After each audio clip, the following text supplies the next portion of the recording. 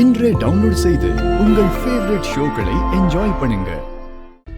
சகல அந்த சிவனாண்டிய நம்ம வீட்டு முறவாச செய்ய வச்சு நாம வேலைக்கார மாதிரி அவனை நடத்தணும்ல. அதுக்கு பழி வாங்கத்தான் சின்னத்த கோவில் விஷயத்தை தோண்டி எடுத்துட்டு வந்து இப்ப தேவையில்லாம பிரச்சனை பண்ண பாக்குறாங்க. பெரியத்தைய வற்புறுத்தி பாட்டி ஊருக்கு போலான்னு சொன்னப்பவே எனக்கு தெரிஞ்சு போச்சு இந்த விவகாரத்துக்கு பின்னாடி அவங்க தான் இருக்காங்கன்னு. மாப்ள, உங்களை பத்தின எல்லா விஷயத்தையும் ஈஸ்வரிட்டு போட்டு கொடுக்கத்தான் அவ பிளான் பண்ணி எல்லாத்தையும் பண்ணிட்டு இருக்கா. கடவுள் புண்ணியத்துல அவளால எதையும் நிரூபிக்க முடியல. என்ன மாப்ள யோசிக்கிறீங்க? இல்ல மாமா, இது கோயில் விஷயம். இதுல போய் பேசி சமாளிக்கிறதுல எனக்கு விருப்பம் இல்ல. நான் அத்தைக்கிட்ட போய் எல்லா உண்மையை சொல்லிடலான் இருக்கேன். ஐயோ, என்ன மாப்ள சொல்றீங்க? சாமுண்டீஸ்வரிக்கிட்ட உண்மையை சொல்ல போறீங்களா? நாளைக்கு இந்த கோயில் விஷயத்தெல்லாம் உண்மை தெரியறத விட நானே போய் எல்லாம் உண்மையை சொல்றது நல்லதுன்னு நினைக்கிறேன். என்னப்பா சகல, இது விஷ பறிச்சப்பா. இதெல்லாம் போய் அத்தைக்கிட்ட சொல்ல வேணாம்ப்பா. ஆமா மாப்ள, சுவாதி விஷயத்தையும் நாம எங்க அம்மா வீட்டுக்கு போன விஷயத்தையும் சாமுண்டீஸ்வரி சாதாரணமா எடுத்துக்கிட்ட மாதிரி இந்த விஷயத்தை எடுத்துக்க மாட்டா. ஏன்னா எங்க அப்பா அம்மா மேல அவளுக்குள்ள கோபமே வேற. அந்த கோபத்தை அப்படியே உங்க மேல திருப்புவா. இது வரைக்கும் நீங்க பட்ட கஷ்டமெல்லாம் வீணா போயிடும் மாப்ள. அப்புறம் நம்ம ரெண்டு குடும்பமும் ஒண்ணு சேரவே முடியாது. ஆமா, இப்படியும் ஒரு நாள் உண்மை தெரிஞ்சுதானே ஆகணும். அது நாளைக்கா இருந்துட்டு போகட்டுமே. இப்ப சகல, இன்னும் கொஞ்ச நாளைக்கு அத்தைக்கு உண்மை தெரியாம இருக்கிறதுதான்ப்பா நல்லது. பாட்டி மேல அவங்க இப்ப பயங்கர கோவத்துல இருக்காங்க. இந்த நேரத்துல நீதான் பாட்டியோட பேரன்னு தெரிஞ்சிச்சுன்னு வை, உன்னை ஜென்ம விரோதி மாதிரி தான் ட்ரீட் பண்ணுவாங்க. அப்புறம் உன்னையும் ரேவதியும் பிரிச்சு வைக்க கூட தயங்க மாட்டாங்கப்பா. நாளைக்கு காலையில எல்லாரும் முன்னாடி யார் கையெழுத்து போடுறது? ஏப்பா, இருக்கவே இருக்காப்ல உன் ஃப்ரெண்ட் இளையராஜா. அவருக்கு போன் பண்ணி கொஞ்சம் வர சொன்னா இந்த பிரச்சனையே முடிஞ்சு போச்சு. எனக்கு என்னமோ இது சரியா வரும்னு தோணலங்க. சகல, அதெல்லாம் சரியா வரும்பா. இதை விட்டா நமக்கு வேற வழியே கிடையாது. ஆமா மாப்பிள்ள, இப்போதைக்கு உங்க ஃப்ரெண்டை வரவழைச்சு நிலைமையை சமாளிக்கலாம். சரிங்க மாமா. மாப்பிள்ள, அந்த இளையராஜாக்கு ஒரு போனை போடுங்க. சரி மாமா.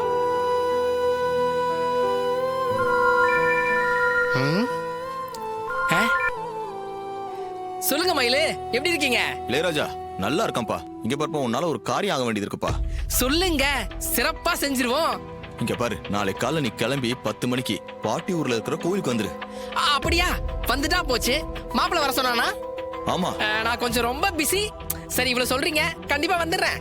எப்பா மிஸ் ஆயிர போதுப்பா, கொஞ்சம் ஷார்ப்பா வந்துருப்பா. அதெல்லாம் ஷார்ப்பா வந்துருவேன், கவலையே படாதீங்க. சரிப்பா வச்சிடறேன். நாம ஏற்பாடு செஞ்ச அந்த கவர்மெண்ட் ஆபீசர் நாம கொடுத்த பணத்துக்கு விசுவாசமா வேலை செய்ய ஆரம்பிச்சிட்டாரு. அந்த கிழவியோட ஊர் கோவிலுக்கு போய் நோட்டீஸ ஒட்டி நாளைக்கு 3 பேரன்களையும் ஆஜராகி கையெழுத்து போடணும்னு சொல்லிருக்காரு. ஆமாண்டா மாவனே, இந்த தடவை அந்த டிரைவர் பையன் கிடுக்கு புடிய மாட்டிக்கிட்டான். நம்ம கிட்ட இருந்து அவன் தப்பிக்கவே முடியாது. எல்லாமே நாம பிளான் பண்ணபடி கரெக்டா போயிட்டு இருக்கு.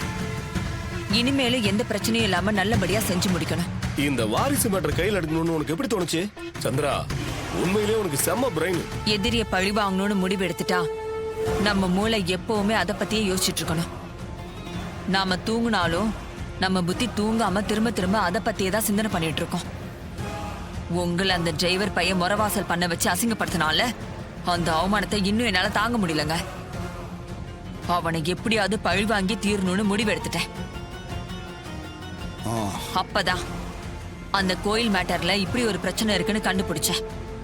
அதை வச்சு இப்ப என் ஆட்டத்தை ஆரம்பிச்சுட்டேன். அவனை இந்த ஊரை விட்டு ஓட விரட்டினாதான் நான் பட்ட அவமானத்துக்கு பதிலடி கொடுத்த மாதிரி இருக்கும். இங்க பாருங்க, நாளைக்கு அது கண்டிப்பா நடந்தே தீரும். என் அக்கா காரியா அவனை வீட்டை விட்டு துரத்திடுவா பாருங்க. ரோஹிணி, பத்திரிக்கை எல்லாம் எடுத்துட்டு வா. பூஜை ரூம்ல வச்சு சாமிக்கு பூஜை பண்ணிடலாம். சரிங்கம்மா. அக்கா ஒரு நிமிஷம். என்ன? இந்த பத்திரிக்கையை நான் கொஞ்சம் பார்க்கணுமே. ஏன், என்ன பார்க்கணும்? இல்ல, ரேவதி கல்யாணத்தப்ப பத்திரிக்கை அடிச்சப்ப மாப்பிள்ள பேரு மகேஷ்ங்கிறதுக்கு பதிலா ராஜான்னு தானே இருந்துச்சு. இப்பவும் அப்படி ஏதாவது தப்பா ஆயிட போகுது. அதுக்காக தான் ஒரு தடவை பார்க்கணும்னு சொல்றேன்.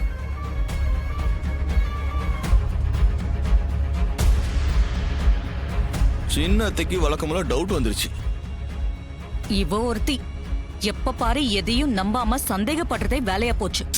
அக்கா, டவுட்னு வந்தா அதை கிளியர் பண்ணிக்கிறது தானே நல்லது. இப்ப என்ன செய்யணுங்கிற? பத்திரிக்கையை பிரிச்சு பார்க்கணும்னு சொல்றேன். சித்தி அதெல்லாம் கரெக்டா தான் இருக்கும். விடுமா, இவ என்ன சொன்னாலும் திருந்த மாட்டா. பிரிச்சு காட்டுவோம். அப்பவாவது இவ டவுட் போகுதானே பாப்போம்.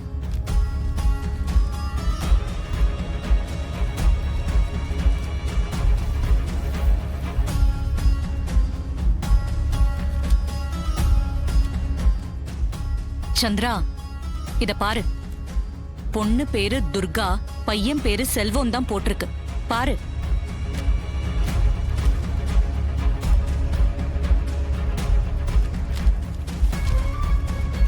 அக்கா, எதுக்கும் நடுவுல இருந்து ஒரு பத்திரிக்கையை உருவி படிச்சு பார்க்கலாம். இரு, நானே பாக்குறேன்.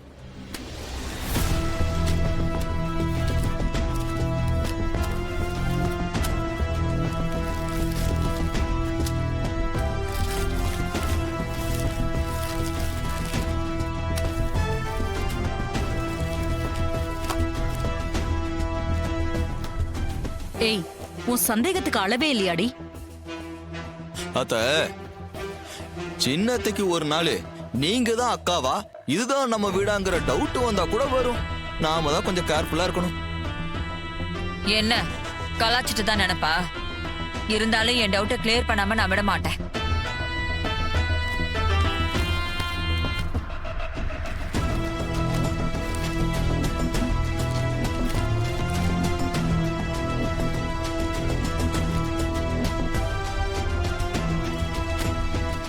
ஏங்க, அந்த பார்சல்ல இருந்து ஒரு இன்விடேஷன் மட்டும் எடுத்துட்டு மத்ததெல்லாம் பத்திரமா எங்கேயாவது வச்சிட்டோம். சரிப்பா.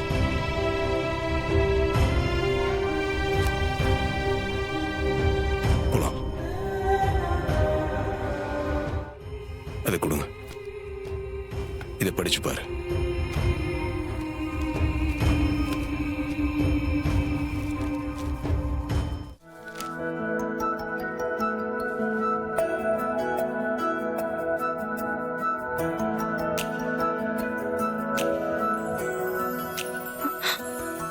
மாமா, இந்த பத்திரிக்கை எப்படி? இந்த பத்திரிக்கை தான் எல்லாருக்கும் கொடுக்க போறோம். ஆமா துர்கா, மாப்பிள்ளை வீட்டுல அடிச்சு கொடுத்த பத்திரிக்கையை எங்கேயும் கொடுக்க போறது இல்ல. இந்த பத்திரிக்கை தான் எல்லா இடத்துலயும் கொடுக்க போறோம். பாவம் சின்ன அத்தை, இது தெரியாம பெரிய புத்திசாலித்தனமா மேல இருந்து எடுத்து பாக்குறது என்ன, நடுவுல இருந்து புடுங்கி பாக்குறது என்ன?